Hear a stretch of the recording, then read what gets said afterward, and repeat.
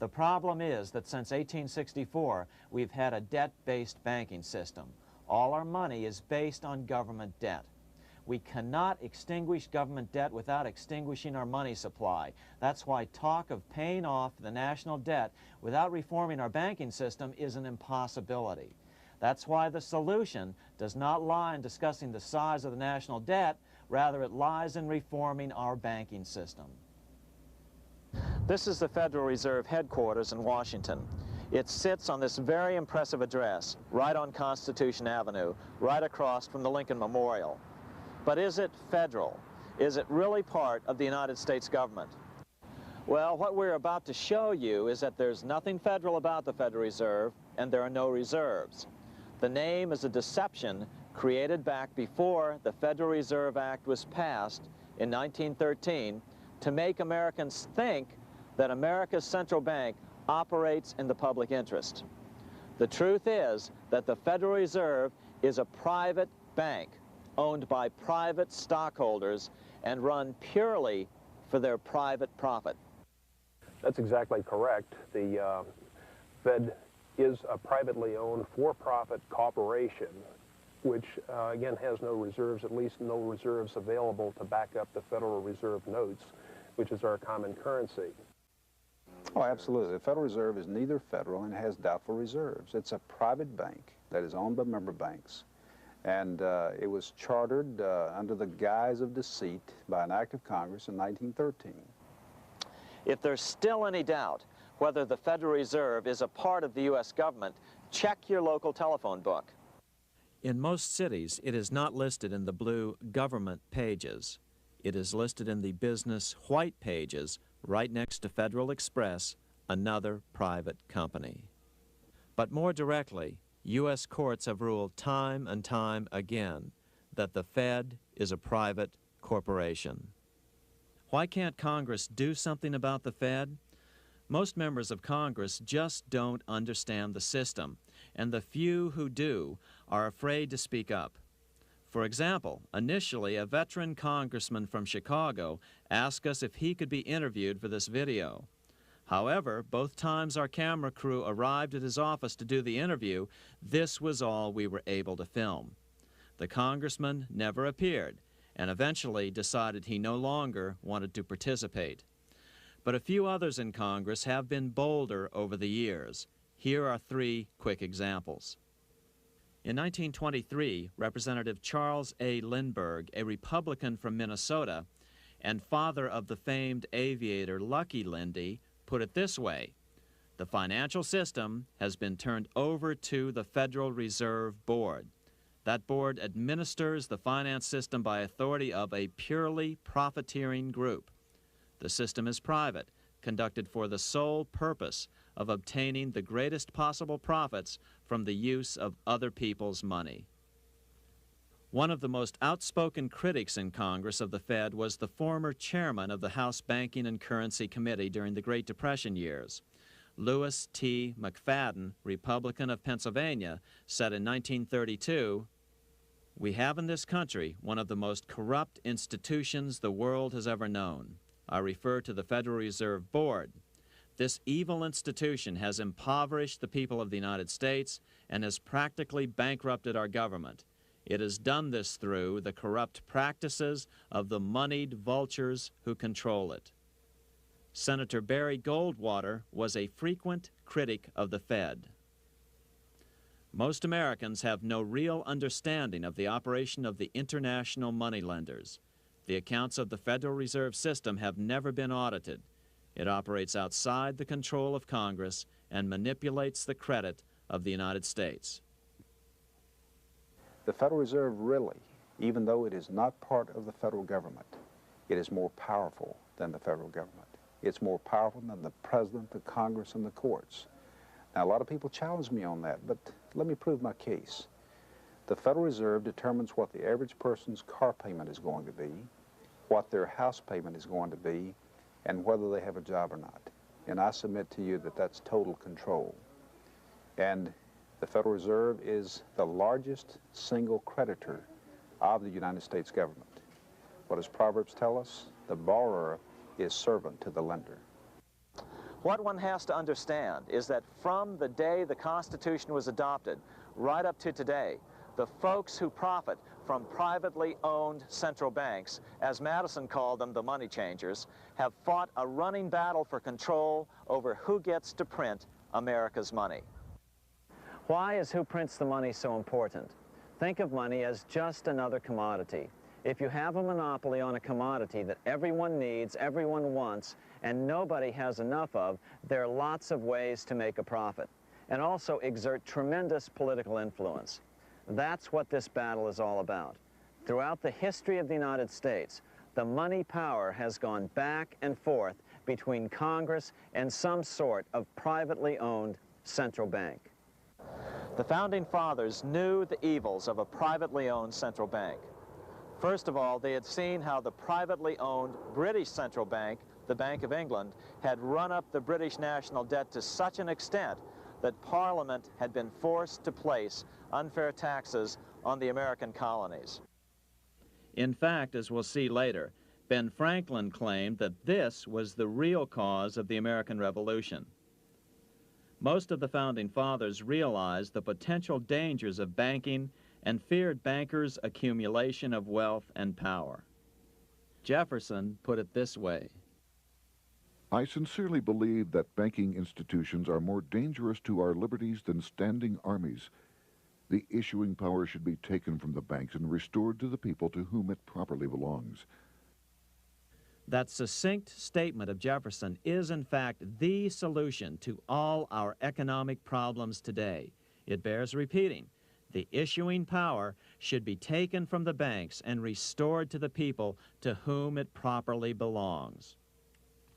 James Madison, the main author of the Constitution, agreed. Interestingly, he called those behind the central bank scheme money changers. Madison strongly criticized their actions. History records that the money changers have used every form of abuse, intrigue, deceit, and violent means possible to maintain their control over governments by controlling money and its issuance. The battle over who gets to issue our money has been the pivotal issue throughout the history of the United States. Wars are fought over it, depressions are caused to acquire it.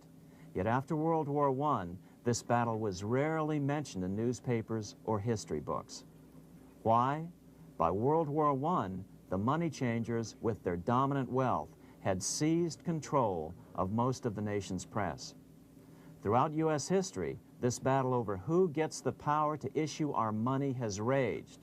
In fact, it's changed hands back and forth 8 times since 1764, yet this fact has virtually vanished from public view for over 3 generations behind a smokescreen emitted by Fed cheerleaders in the media.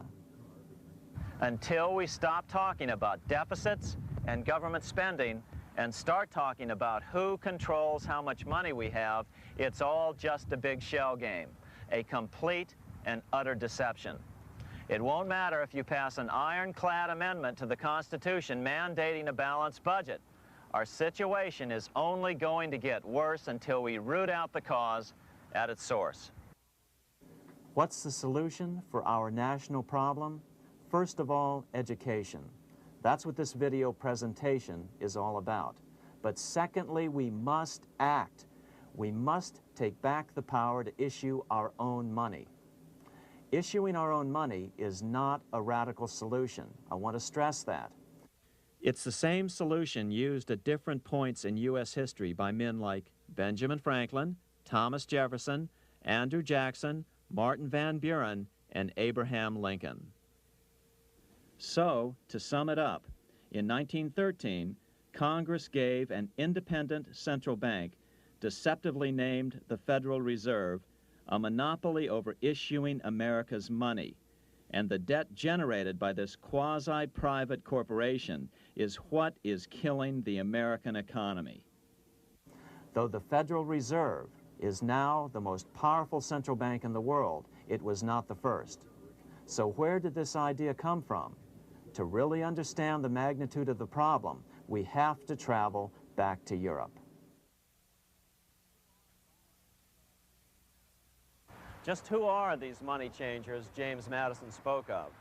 In the Bible, 2,000 years ago, Jesus drove the money changers from the temple. It was the only time Jesus used force during his ministry.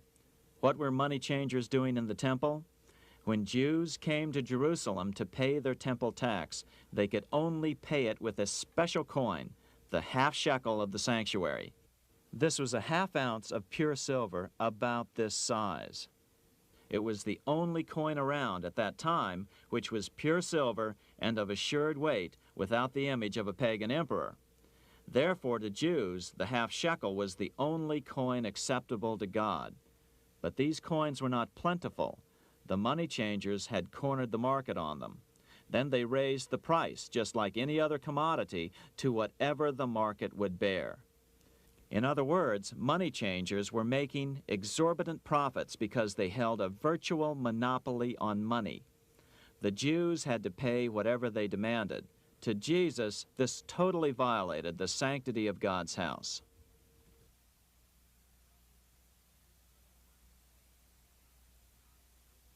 But the money-changing scam did not originate in Jesus' day. 200 years before Christ, Rome was having trouble with money changers. 2 early Roman emperors had tried to diminish the power of the money changers by reforming usury laws and limiting land ownership to 500 acres. They were both assassinated. In 48 BC, Julius Caesar took back the power to coin money from the money changers and minted coins for the benefit of all. With this new, plentiful supply of money, he built great public works projects. By making money plentiful, Caesar won the love of the common man. But the money changers hated him. Some believe this was an important factor in Caesar's assassination. One thing is for sure, with the death of Caesar came the demise of plentiful money in Rome. Taxes increased, as did corruption. Just as in the case of America today, usury and debased coin became the rule. Eventually, the Roman money supply was reduced by 90%. As a result, the common people lost their lands and their homes, just as is about to happen soon in America. With the demise of plentiful money, the masses lost confidence in the Roman government and refused to support it. Rome plunged into the gloom of the Dark Ages.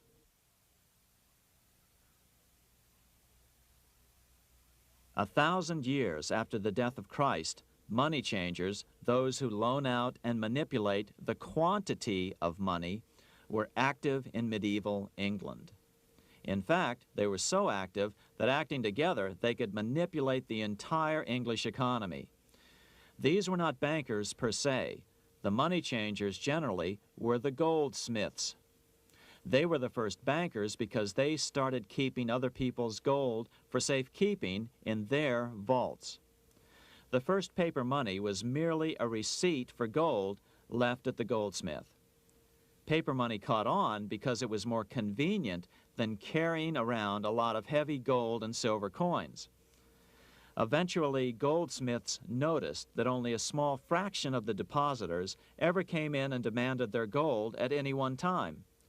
Goldsmiths started cheating on the system. They discovered that they could print more money than they had gold, and usually no one would be the wiser. Then they could loan out this extra money and collect interest on it. This was the birth of fractional reserve banking. That is, loaning out many times more money than you have assets on deposit. So, if $1,000 in gold were deposited with them, they could loan out about $10,000 in paper money and draw interest payments on it, and no one would ever discover the deception. By this means, goldsmiths gradually accumulated more and more wealth and used this wealth to accumulate more and more gold. Today, this practice of loaning out more money than there are reserves is known as fractional reserve banking. Every bank in the United States is allowed to loan out at least 10 times more money than they actually have. That's why they get rich on charging, let's say, 8% interest. It's not really 8% per year, which is their income. It's 80%. That's why bank buildings are always the largest in town. But does that mean that all interest or all banking should be illegal? Hardly. In the Middle Ages, canon law, the law of the Catholic Church, forbade charging interest on loans. This concept followed the teachings of Aristotle and St. Thomas Aquinas. They taught that the purpose of money was to serve the members of society, to facilitate the exchange of goods needed to lead a virtuous life. Interest, in their belief, hindered this purpose by putting an unnecessary burden on the use of money. In other words, interest was contrary to reason and justice. Reflecting church law in the Middle Ages, Europe forbade charging interest on loans and made it a crime called usury.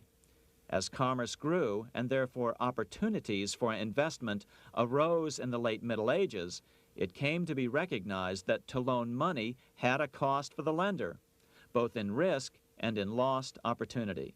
So some charges were allowed, but not interest per se. But all moralists, no matter what religion, condemn fraud, oppression of the poor, and injustice as clearly immoral.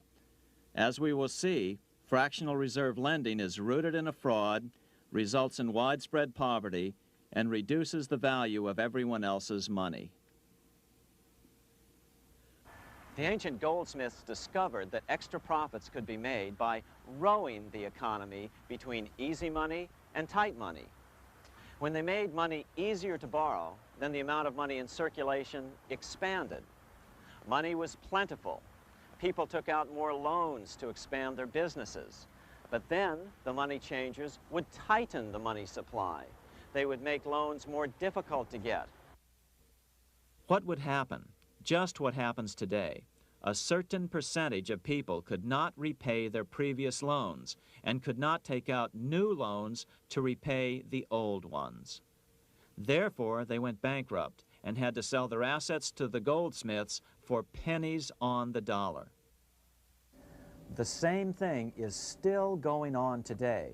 Only today, we call this rowing of the economy up and down the business cycle. Like Julius Caesar, King Henry I of England finally resolved to take the money power away from the goldsmiths about 1100 AD.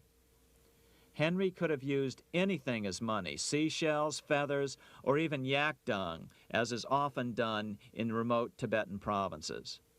But he invented one of the most unusual money systems in history. It was called the tally stick system. Here I have one of the few surviving examples of this form of British money, which lasted 726 years until 1826, a tally stick.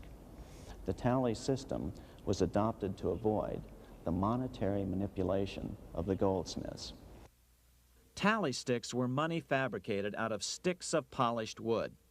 Notches were cut along one edge of the stick to indicate the denominations. Then the stick was split lengthwise through the notches so that both pieces still had a record of the notches. The king kept one half to protect against counterfeiting. Then he would spend the other half into the economy and they would circulate as money. This particular tally stick is huge. It represented 25,000 pounds. One of the original stockholders in the Bank of England purchased his original shares with this stick. In other words, he bought shares in the world's richest and most powerful corporation with a stick of wood. It's ironic that after its formation in 1694, the Bank of England attacked the tally stick system because it was money outside the power of the money changers, just as King Henry had wanted it to be. Why do people accept sticks of wood for money? That's a great question. Throughout history, people traded anything they thought had value and used as money. You see, the secret is that money is only what people agree on to use as money. What's our paper money today? It's really just paper. But here's the trick. King Henry ordered that tally sticks had to be used to pay the king's taxes. This built-in demand for tally sticks immediately made them circulate and be accepted as money. And they worked well. In fact, no other form of money has worked so well for so long as tally sticks. Keep in mind, the British Empire was built under the tally stick system. The tally stick system succeeded despite the fact that the money changers constantly attacked it by offering the metal coin system as competition. In other words, metal coins never went completely out of circulation, but tally sticks hung on because they were good for the payment of taxes. Finally, in the 1500s, King Henry VIII relaxed the laws concerning usury, and the money changers wasted no time reasserting themselves. They quickly made their gold and silver money plentiful for a few decades. But when Queen Mary took the throne and tightened the usury laws again, the money changers renewed the hoarding of gold and silver coins, forcing the economy to plummet. When Queen Mary's sister, Queen Elizabeth I, took the throne, she was determined to regain control over English money. Her solution was to issue gold and silver coins from the public treasury and take the control over the money supply away from the money changers. Although control over money was not the only cause of the English Revolution in 1642, religious differences fueled the conflict. Monetary policy played a major role. Financed by the money changers, Oliver Cromwell finally overthrew King Charles, purged the Parliament, and put the king to death. The money changers were immediately allowed to consolidate their financial power. The result was that for the next 50 years, the money changers plunged Great Britain into a series of costly wars. They took over a square mile of property in the center of London, known as the City of London. This area today is still known as one of the 3 predominant financial centers of the world. Conflicts with the Stuart kings led the money changers in England to combine with those in the Netherlands to finance the invasion of William of Orange, who overthrew the Stuarts in 1688 and took the English throne.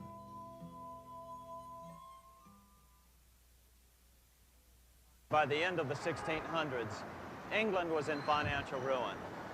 50 years of more or less continuous wars with France and Holland had exhausted her.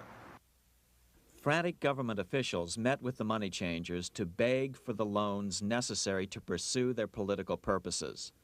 The price was high: a government-sanctioned, privately owned bank which could issue money created out of nothing. It was to be the modern world's first privately owned central bank, the Bank of England. Although it was deceptively called the Bank of England to make the general population think it was part of the government, it was not. Like any other private corporation, the Bank of England sold shares to get started.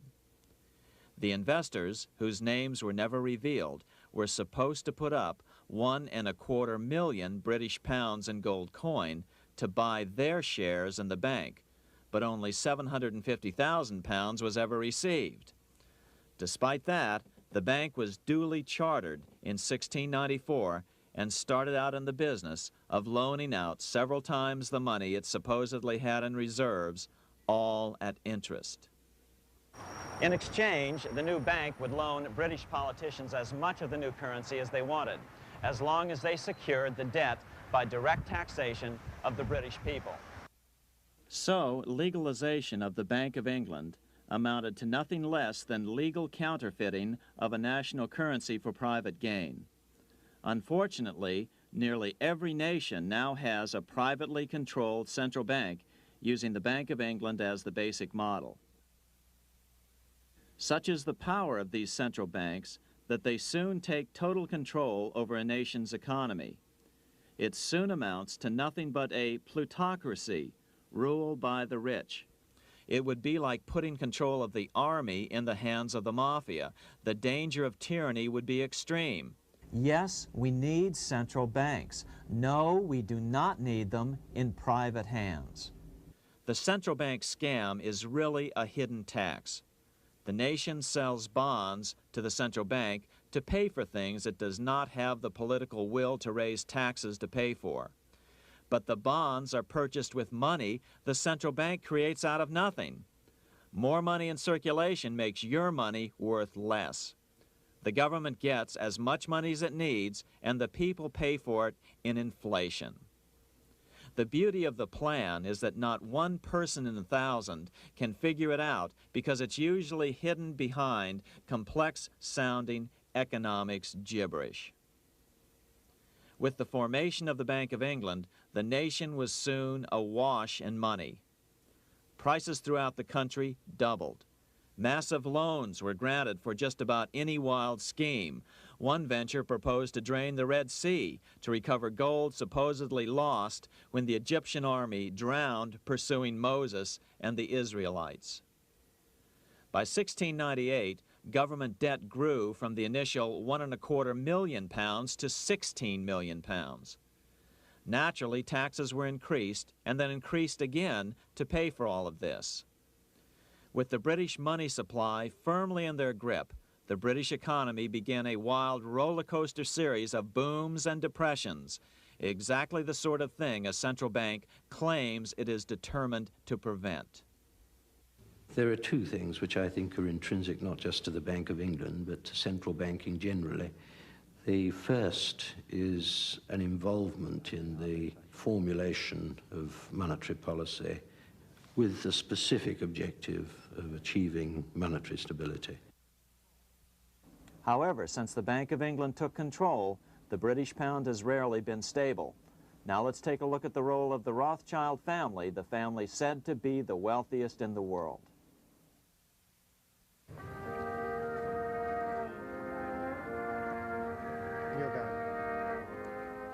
This is Frankfurt, Germany.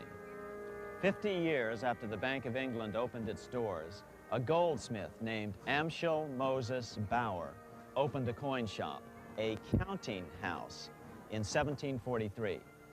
And over the door, he placed a sign depicting a Roman eagle on a red shield. The shop became known as the Red Shield Firm, or in German, Rothschild. When his son, Amschel Meyer Bauer, inherited the business, he decided to change his name to Rothschild. Amschel soon learned that loaning money to governments and kings was more profitable than loaning to private individuals. Not only were the loans bigger, but they were secured by the nation's taxes. Mayer Rothschild had 5 sons. He trained them all in the skills of money creation, then sent them out to the major capitals of Europe to open branch offices of the family banking business. His first son, Amschel Meyer, stayed in Frankfurt to mind the hometown bank. His second son, Solomon, was sent to Vienna. His third son, Nathan, was clearly the most clever. He was sent to London at age 21 in 1798, 100 years after the founding of the Bank of England. His fourth son, Karl, went to Naples, and his fifth son, Jacob, went to Paris. In 1785, Mayer Amschel moved his entire family to this larger house, a 5-story dwelling he shared with the Schiff family.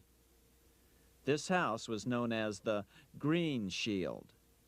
The Rothschilds and the Schiffs would play a central role in the rest of European financial history and in that of the United States.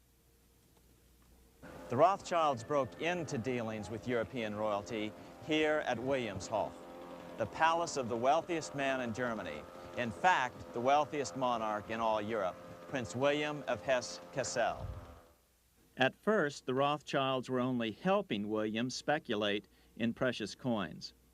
But when Napoleon chased Prince William into exile, he sent £550,000, a gigantic sum at that time, to Nathan Rothschild in London with instructions for him to buy consols, British government bonds, also called government stock. But Rothschild used the money for his own purposes. With Napoleon on the loose, the opportunities of wartime investments were nearly limitless. William returned here sometime prior to the Battle of Waterloo in 1815. He summoned Rothschild and demanded his money back. The Rothschilds returned William's money with the interest the British consuls would have paid him had the investment actually been made. But the Rothschilds kept all the past profits they had made using William's money.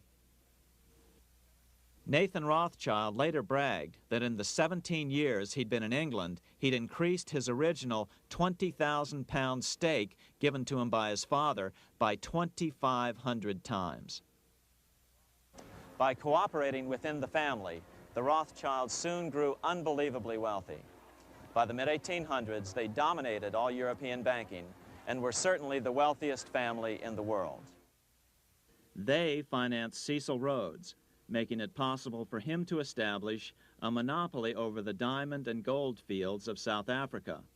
In America, they financed the Harrimans and railroads, the Vanderbilts and railroads and the press, and Carnegie in the steel industry, among many others. In fact, during World War I, J.P. Morgan was thought to be the richest man in America. But after his death, it was discovered that he was actually only a lieutenant of the Rothschilds. Once Morgan's will was made public, it was discovered that he owned only 19% of J.P. Morgan companies. By 1850, James Rothschild, the heir of the French branch of the family, was said to be worth 600 million French francs, 150 million more than all the other bankers in France put together. He built this mansion called Ferrier, just east of Paris. Wilhelm I, on seeing it, exclaimed, "Kings couldn't afford this. It could only belong to a Rothschild." Another 19th century French commentator put it this way: "There is but one power in Europe, and that is Rothschild." There is no evidence that their predominant standing in European or world finance has changed. Now let's take a look at the results the Bank of England had produced on the British economy and how that later was the root cause of the American Revolution.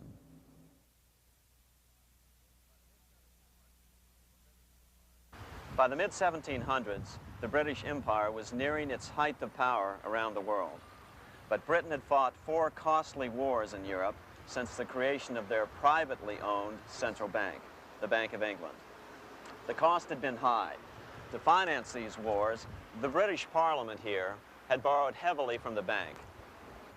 By the mid-1700s, the government's debt here in Britain was 140 million pounds, a staggering sum for those days. Consequently, the British government embarked on a program of trying to raise revenues from their American colonies in order to make their interest payments to the bank. But in America, it was a different story. The scourge of a privately owned central bank had not yet hit. This is Independence Hall in Philadelphia, where the Declaration of Independence and Constitution were signed. In the mid-1700s, pre-revolutionary America was still relatively poor. There was a severe shortage of precious metal coins to trade for goods, so the early colonists were forced to experiment with printing their own homegrown paper money. Some of these experiments were successful. Franklin was a big supporter of the colonies printing their own paper money. In 1757, Franklin was sent to London. He ended up staying for the next 18 years here, nearly until the start of the American Revolution. During this period, the American colonies began to issue their own money. Called colonial scrip, the endeavor was very successful. It provided a reliable medium of exchange, and it also helped to provide a feeling of unity between the colonies. Remember, colonial scrip was just paper money, debt-free money, printed in the public interest, and not backed by gold or silver coin. In other words, it was a totally fiat currency. One day, officials of the Bank of England asked Franklin how he would account for the newfound prosperity of the colonies. Without hesitation, he replied, "That is simple. In the colonies, we issue our own money. It is called colonial scrip. We issue it in proper proportion to the demands of trade and industry to make the products pass easily from the producers to the consumers. In this manner, creating for ourselves our own paper money, we control its purchasing power, and we have no interest to pay to no one." This was just common sense to Franklin, but you can imagine the impact it had on the Bank of England. America had learned the secret of money, and that genie had to be returned to its bottle as soon as possible.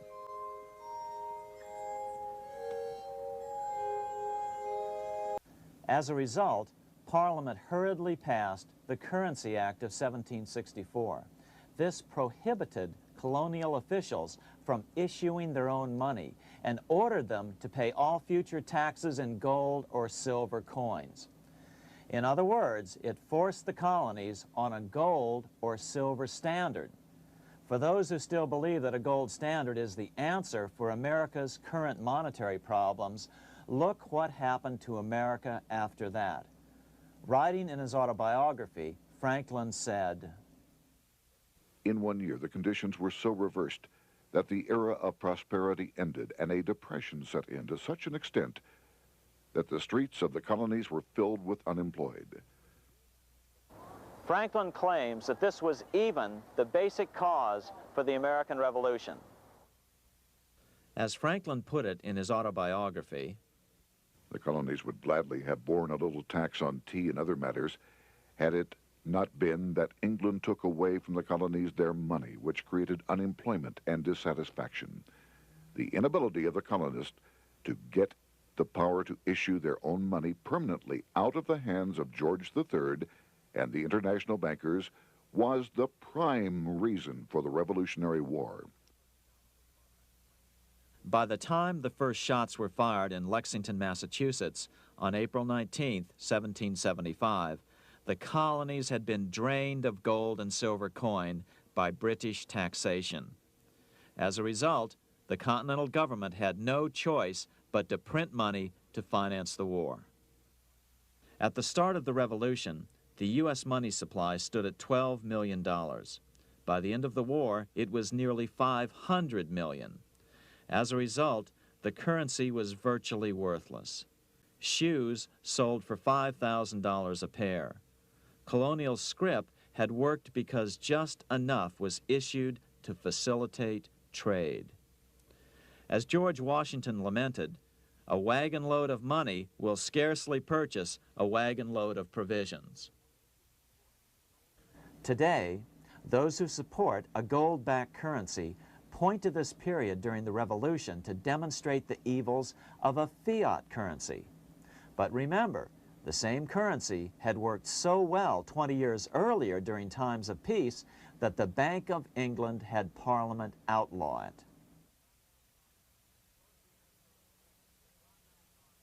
Towards the end of the Revolution, the Continental Congress, meeting here at Independence Hall, grew desperate for money. In 1781, they allowed Robert Morris, their financial superintendent, to open a privately owned central bank. Incidentally, Morris was a wealthy man who had grown wealthier during the Revolution by trading in war materials. Called the Bank of North America, the new bank was closely modeled after the Bank of England. It was allowed to practice fractional reserve banking. That is, it could lend out money it didn't have, then charge interest on it. If you or I were to do that, we would be charged with fraud, a felony. The bank's charter called for private investors to put up $400,000 worth of initial capital. But when Morris was unable to raise the money, he brazenly used his political influence to have gold deposited in the bank, which had been loaned to America by France. He then loaned this money to himself and his friends to reinvest in shares of the bank. And, like the Bank of England, the bank was given a monopoly over the national currency. Soon the dangers became clear. The value of American currency continued to plummet. So, 4 years later, in 1785, the bank's charter was not renewed. The leader of the effort to kill the bank, William Findley of Pennsylvania, explained the problem this way, quote, "This institution, having no principle but that of avarice, will never be varied in its object, to engross all the wealth, power, and influence of the state." The men behind the Bank of North America Alexander Hamilton, Robert Morris, and the bank's president, Thomas Weiling, did not give up. Only 6 years later, Hamilton, then Secretary of the Treasury, and his mentor, Morris, rammed a new privately owned central bank through the new Congress. Called the first bank of the United States, Thomas Weiling again served as the bank's president. The players were the same, only the name of the bank was changed.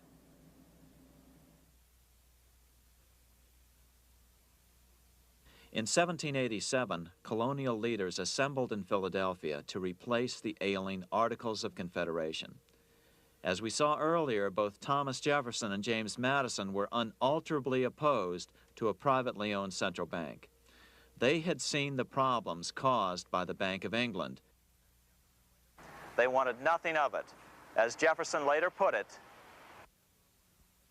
if the American people ever allow private banks to control the issue of their currency, first by inflation, then by deflation, the banks and the corporations which grow up around them will deprive the people of all property until their children wake up homeless on the continent their fathers conquered. During the debate over the future monetary system, another one of the founding fathers, Gouverneur Morris, castigated the motivations of the owners of the Bank of North America. Gouverneur Morris headed the committee that wrote the final draft of the Constitution. Morris knew the motivations of the bank well. Along with his old boss, Robert Morris, Gouverneur Morris and Alexander Hamilton were the ones who had presented the original plan for the Bank of North America to the Continental Congress in the last year of the Revolution. In a letter he wrote to James Madison on July 2nd, 1787, Gouverneur Morris revealed what was really going on. The rich will strive to establish their dominion and enslave the rest. They always did. They always will. They will have the same effect here as elsewhere if we do not, by the power of government, keep them in their proper spheres. Despite the defection of Gouverneur Morris from the ranks of the bank, Hamilton, Robert Morris, Thomas Weiling, and their European backers were not about to give up. They convinced the bulk of the delegates to the Constitutional Convention to not give Congress the power to issue paper money. Most of the delegates were still reeling from the wild inflation of the paper currency during the Revolution. They had forgotten how well colonial scrip had worked before the war. But the Bank of England had not. The money changers could not stand to have America printing her own money again. So the Constitution is silent on the matter. This grievous defect left the door wide open for the money changers, just as they had planned.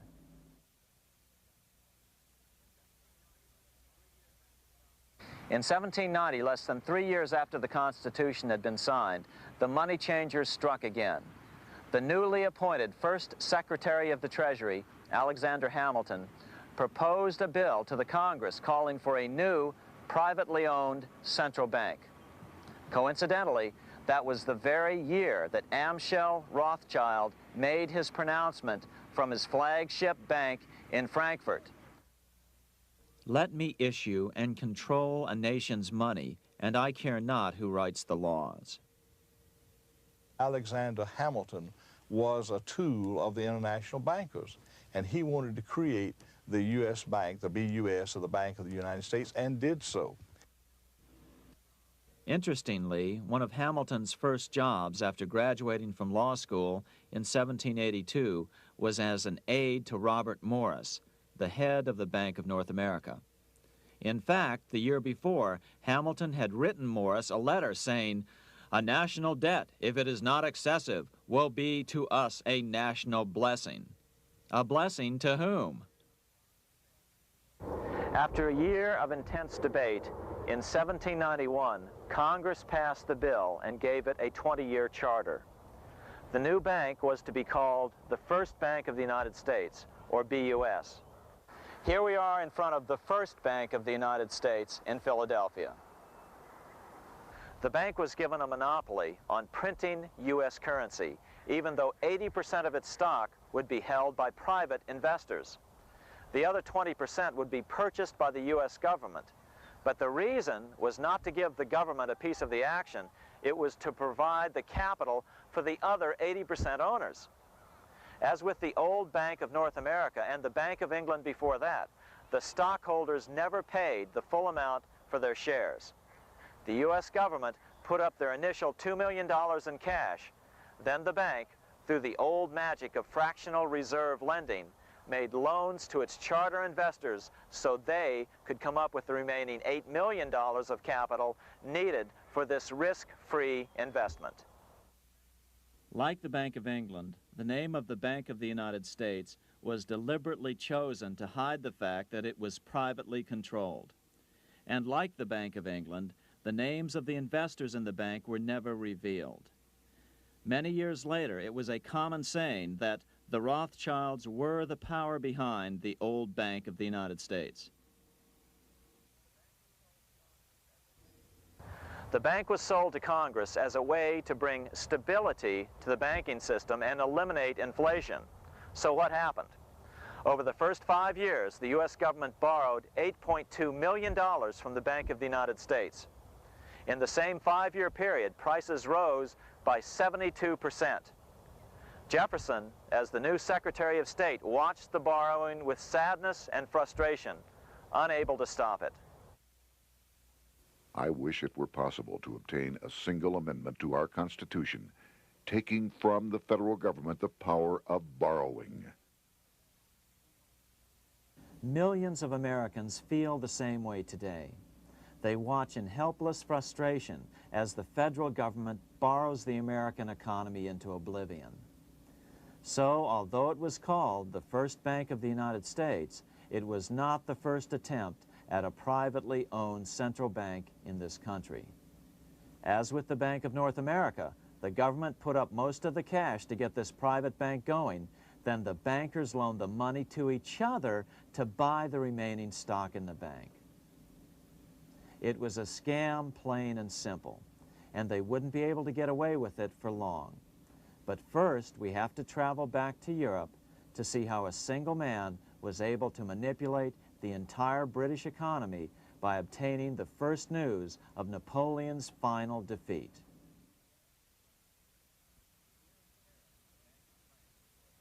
Here in Paris, the Bank of France was organized in 1800, just like the Bank of England. But Napoleon decided France had to break free of debt, and he never trusted the Bank of France. He declared that when a government is dependent upon bankers for money, the bankers, not the leaders of the government, are in control. The hand that gives is above the hand that takes. Money has no motherland. Financiers are without patriotism and without decency. Their sole object is gain. Back in America, unexpected help was about to arrive. In 1800, Thomas Jefferson narrowly defeated John Adams to become the third president of the United States. By 1803, Jefferson and Napoleon had struck a deal.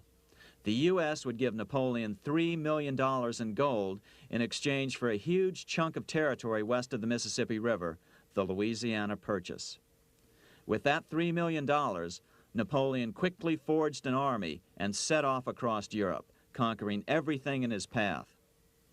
But the Bank of England quickly rose to oppose him. They financed every nation in his path, reaping the enormous profits of war. Prussia, Austria, and finally Russia all went heavily into debt in a futile attempt to stop Napoleon.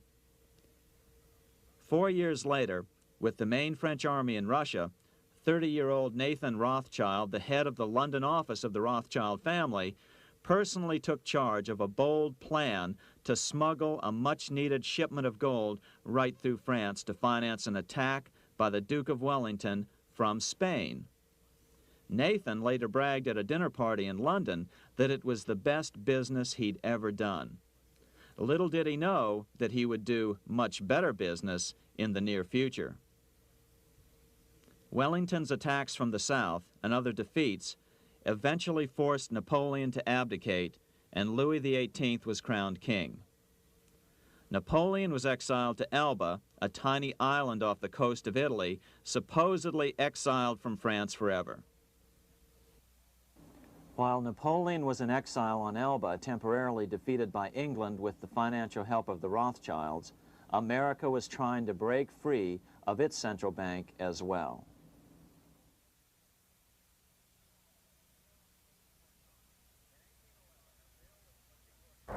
In 1811, a bill was put before Congress to renew the charter of the Bank of the United States.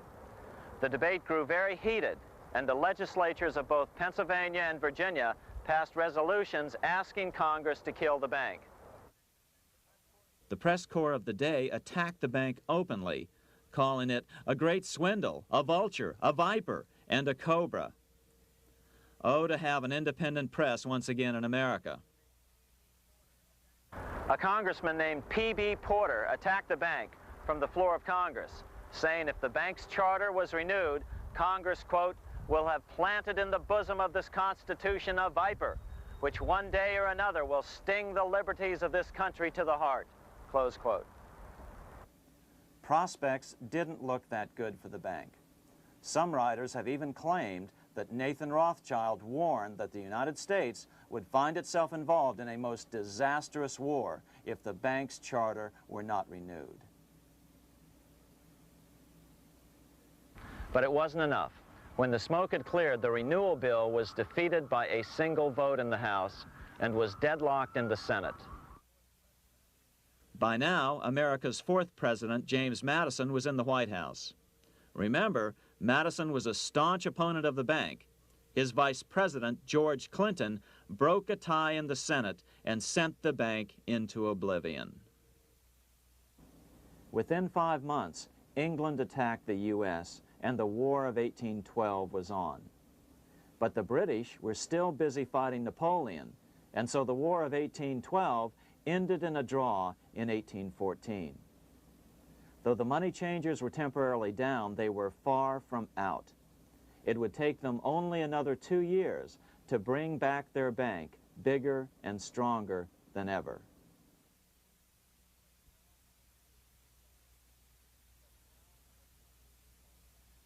But now let's return to Napoleon, because nothing else in history more aptly demonstrates the ingenuity of the Rothschild family than their control of the British stock market after Waterloo. In 1815, a year after the end of the War of 1812 in America, Napoleon escaped his exile and returned to Paris. French troops were sent out to capture him, but such was his charisma that the soldiers rallied around their old leader and hailed him as their emperor once again. In March of 1815, Napoleon equipped an army which Britain's Duke of Wellington defeated less than 90 days later at Waterloo. Some writers claim Napoleon borrowed £5 million from the Bank of England to rearm, but it appears these funds actually came from the Ouvard banking house in Paris. Nevertheless, from about this point on, it was not unusual for privately controlled central banks to finance both sides in a war. Why would a central bank finance opposing sides in a war? Because war is the biggest debt generator of them all.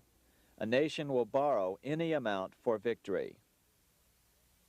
The ultimate loser is loaned just enough to hold out the vain hope of victory, and the ultimate winner is given enough to win. Besides, such loans are usually conditioned upon the guarantee that the victor will honor the debts of the vanquished.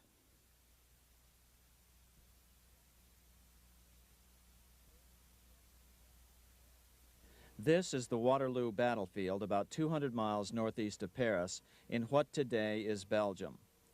Here Napoleon suffered his final defeat, but not before thousands of French and Englishmen gave their lives on a steamy summer day in July of 1815. Right over there, on June 18, 1815, 74,000 French troops met 67,000 troops from Britain and other European nations. The outcome was certainly in doubt. In fact, had Napoleon attacked a few hours earlier, he would probably have won the battle. But no matter who won or lost, back in London, Nathan Rothschild planned to use the opportunity to try to seize control over the British stock and bond market and possibly even the Bank of England.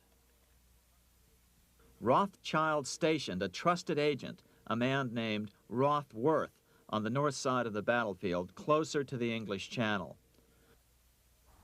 Once the battle had been decided, Rothworth took off for the Channel.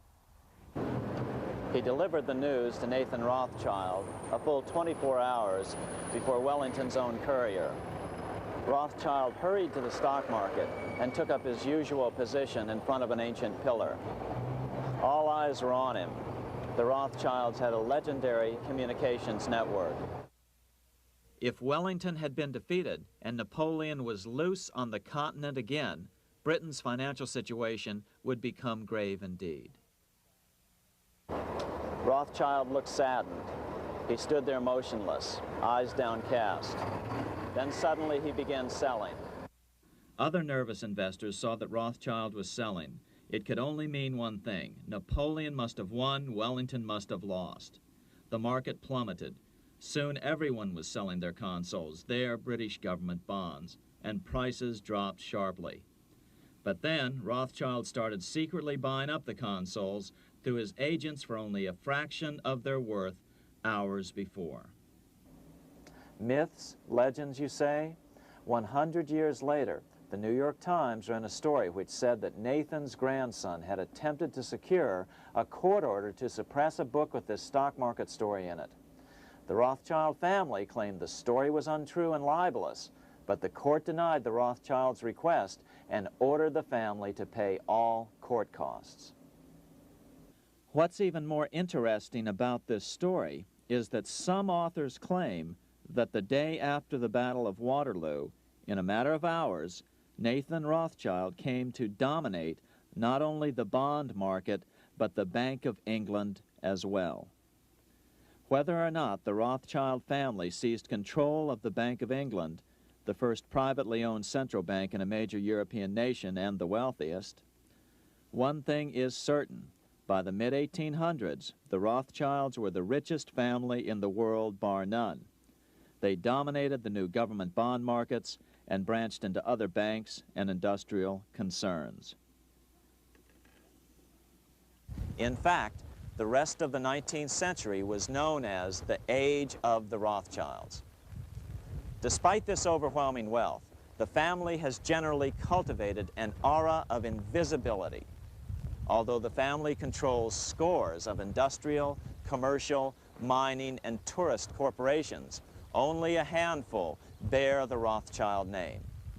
By the end of the 19th century, one expert estimated that the Rothschild family controlled half the wealth of the world. Whatever the extent of their vast wealth, it is reasonable to assume that their percentage of the world's wealth has increased since then. But since the turn of the century, the Rothschilds have cultivated the notion that their power has somehow waned even as their wealth increases.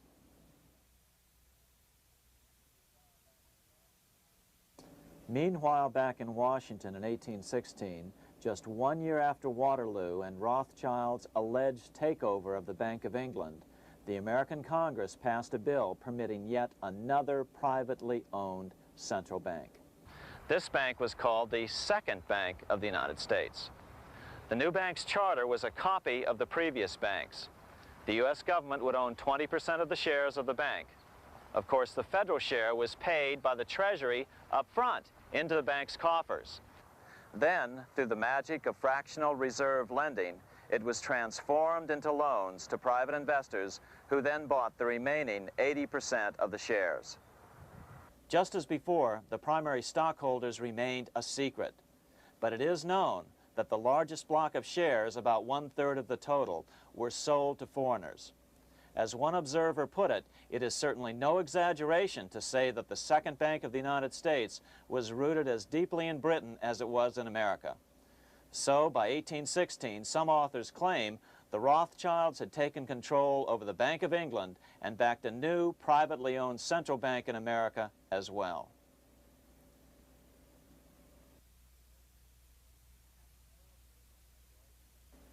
After 12 years of manipulations of the U.S. economy on the part of the Second Bank of the U.S., the American people had had just about enough. Opponents of the bank nominated a dignified senator from Tennessee, Andrew Jackson, the hero of the Battle of New Orleans, to run for president. This is his home, the Hermitage. No one gave Jackson a chance initially. The bank had long ago learned how the political process could be controlled with money. To the surprise and dismay of the money changers, Jackson was swept into office in 1828. Jackson was determined to kill the bank at the first opportunity and wasted no time in trying to do so. But the bank's 20-year charter didn't come up for renewal until 1836, the last year of his second term, if he could survive that long. During his first term, Jackson contented himself with rooting out the bank's many minions from government service.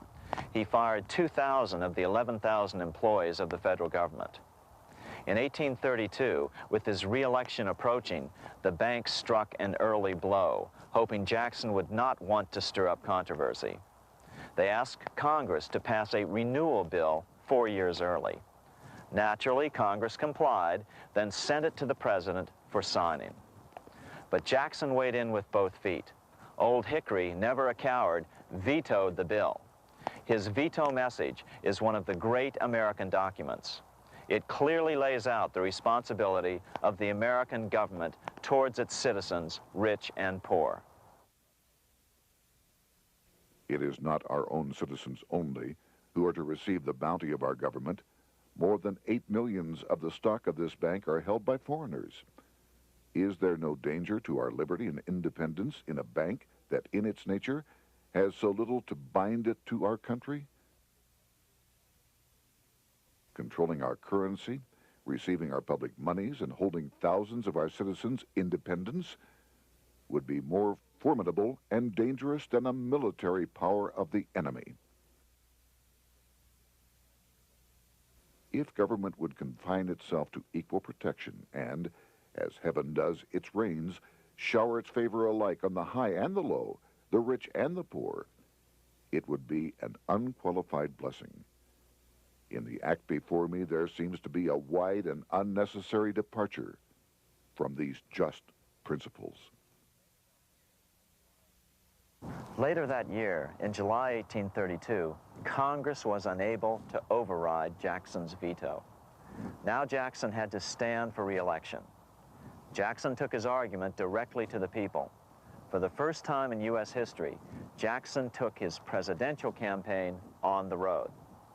Before then, presidential candidates stayed at home and looked presidential. His campaign slogan was "Jackson and no bank." The National Republican Party ran Senator Henry Clay against Jackson. Despite the fact that the bankers poured over $3 million into Clay's campaign, Jackson was reelected by a landslide in November of 1832. Despite his presidential victory, Jackson knew the battle was only beginning. "The hydra of corruption is only scotched, not dead," said the newly elected president. Jackson ordered his new Secretary of Treasury, Lewis McLean, to start removing the government's deposits from the Second Bank and start placing them in state banks. But McLean refused to do so. Jackson fired him and appointed William J. Duane as the new Secretary of the Treasury.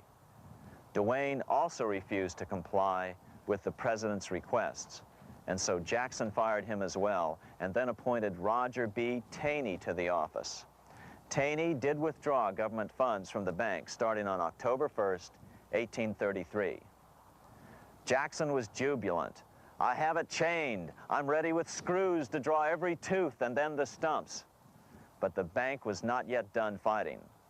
Its head, Nicholas Biddle, used his influence to get the Senate to reject Taney's nomination. Then, in a rare show of arrogance, Biddle threatened to cause a depression if the bank was not rechartered. This worthy president thinks that because he has scalped Indians and imprisoned judges, he is to have his way with the bank. He is mistaken. Next, in an unbelievable fit of honesty for a central banker, Biddle admitted that the bank was going to make money scarce to force Congress to restore the bank. Nothing but widespread suffering will produce any effect on Congress. Our only safety is in pursuing a steady course of firm restriction, and I have no doubt that such a course will ultimately lead to restoration of the currency and the recharter of the bank. What a stunning revelation. Here was the pure truth, revealed with shocking clarity. Biddle intended to use the money contraction power of the bank to cause a massive depression until America gave in.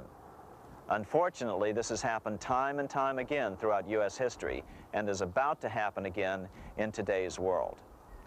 Nicholas Biddle made good on his threat. The bank sharply contracted the money supply by calling in old loans and refusing to extend new ones. A financial panic ensued, followed by a deep depression. Naturally, Biddle blamed Jackson for the crash, saying that it was caused by the withdrawal of federal funds from the bank. Unfortunately, his plan worked well. Wages and prices sagged. Unemployment soared along with business bankruptcies. The nation quickly went into an uproar. Newspaper editors blasted Jackson in editorials. The bank threatened to withhold payments, which then could be made directly to key politicians for their support. Within only months, Congress assembled in what was called the panic session. 6 months after he had withdrawn funds from the bank, Jackson was officially censured by a resolution which passed the Senate by a vote of 26 to 20. It was the first time a president had ever been censured by Congress. Jackson lashed out at the bank. "You are a den of vipers. I intend to rout you out, and by eternal God, I will rout you out." America's fate teetered on a knife edge. If Congress could muster enough votes to override Jackson's veto, the bank would be granted another 20-year monopoly or more over America's money, time enough to consolidate its already great power. Then a miracle occurred. The governor of Pennsylvania came out supporting President Jackson and strongly criticized the bank. On top of that, Biddle had been caught boasting in public about the bank's plan to crash the economy. Suddenly, the tide shifted. In April of 1834, the House of Representatives voted 134 to 82 against rechartering the bank. This was followed up by an even more lopsided vote to establish a special committee to investigate whether the bank had caused the crash. When the investigating committee arrived at the bank's door in Philadelphia, armed with a subpoena to examine the books, Biddle refused to give them up. Nor would he allow inspection of correspondence with congressmen relating to their personal loans and advances he'd made to them. He also refused to testify before the committee back in Washington. On January 8, 1835, Jackson paid off the final installment on the national debt, which had been necessitated by allowing the banks to issue currency for government bonds rather than simply issuing treasury notes without such debt. He was the only president to ever pay off the debt. A few weeks later, on January 30th, 1835, an assassin by the name of Richard Lawrence tried to shoot President Jackson. But by the grace of God, both pistols misfired. Lawrence was later found not guilty by reason of insanity. After his release, he bragged to friends that powerful people in Europe had put him up to the task and promised to protect him if he were caught. The following year, when its charter ran out, the Second Bank of the United States ceased functioning as the nation's central bank. Biddle was later arrested and charged with fraud. He was tried and acquitted, but died shortly thereafter while still tied up in civil suits. After his second term as president, Jackson retired here to the Hermitage outside of Nashville to live out his life. He is still remembered here for his determination to kill the bank. In fact, he killed it so well that it took the money changers 77 years to undo the damage. When asked what his most important accomplishment had been, Jackson replied, "I killed the bank." Unfortunately, even Jackson failed to grasp the entire picture and its root cause. Although Jackson had killed the central bank, the most insidious weapon of the money changers, fractional reserve banking, remained in use by the numerous state-chartered banks. This fueled economic instability in the years before the Civil War. Still, the central bankers were out, and as a result, America thrived as it expanded westward. During this time, the principal money changers struggled to regain their lost centralized power, but to no avail. Then, finally, they reverted to the old central bankers' formula: war to create debt and dependency. If they couldn't get their central bank any other way, America could be brought to its knees by plunging it into a civil war, just as they had done in 1812 after the first Bank of the United States was not rechartered. 1 month after the inauguration of Abraham Lincoln, the first shots of the American Civil War were fired here at Fort Sumter, South Carolina, on April 12, 1861. Certainly slavery was a cause for the Civil War, but not the primary cause. Lincoln knew that the economy of the South depended upon slavery, and so before the Civil War, he had no intention of eliminating it. Lincoln had put it this way in his inaugural address only 1 month earlier. I have no purpose, directly or indirectly, to interfere with the institution of slavery in the states where it now exists. I believe I have no lawful right to do so, and I have no inclination to do so. Even after the first shots were fired here at Fort Sumter, Lincoln continued to insist that the Civil War was not about the issue of slavery. My paramount objective is to save the Union, and it is not either to save or destroy slavery. If I could save the Union without freeing any slave, I would do it. So what was the Civil War all about? There were many factors at play. Northern industrialists had used protective tariffs to prevent the southern states from buying cheaper European goods. Europe retaliated by stopping cotton imports from the South. The southern states were in a double financial bind. They were forced to pay more for most of the necessities of life, while their income from cotton exports plummeted. The South was angry. But there were other factors at work. The money changers were still stung by America's withdrawal from their control 25 years earlier. Since then, America's wildcat economy had made the nation rich, a bad example for the rest of the world. The central bankers now saw an opportunity to split the rich new nation, to divide and conquer by war. Was this just some sort of wild conspiracy theory at the time? Well, let's take a look at what a well-placed observer of the scene had to say at the time.